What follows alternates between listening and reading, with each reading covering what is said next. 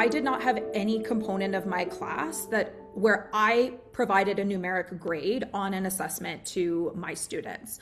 Before describing that further, I think the context is really important, that I did this in graduate level classes that were electives. I also did these in courses where I had a pre-existing relationship with the students because I had already taught them, and students had a lot of flexibility in terms of what it was that they were able to choose to demonstrate their knowledge in terms of the content of the course, which was an advanced statistics course. And so I took that giant project and broke it down into sort of 3 different pieces, helping them, providing a lot of feedback. Even though there were not numeric grades, I provided extensive written feedback and had a lot of conversations with the students.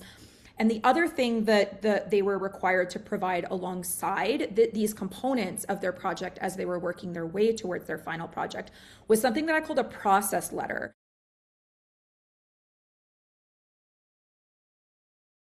I'm not going to lie, at the beginning, a lot of them were really skeptical of, but what is this going to look like? In the end, even the folks who kind of admitted that they had a lot of anxiety in the beginning really described this as a transformative experience for them. And it really was much more about the learning process and demonstrating that even if you're struggling through this, struggle is learning.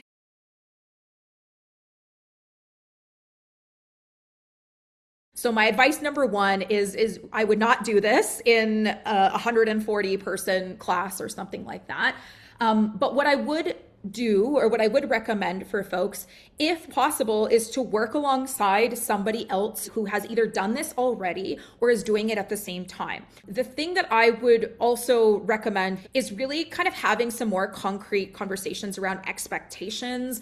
There needs to be a way that you're preserving the psychological safety of the students in your class and being prepared to recognize that there's going to need to be a lot more ongoing conversations around expectations, especially if you're using more of an authentic assessment approach where that also might be newer to them in terms of what they're used to. So that expectations piece is really key.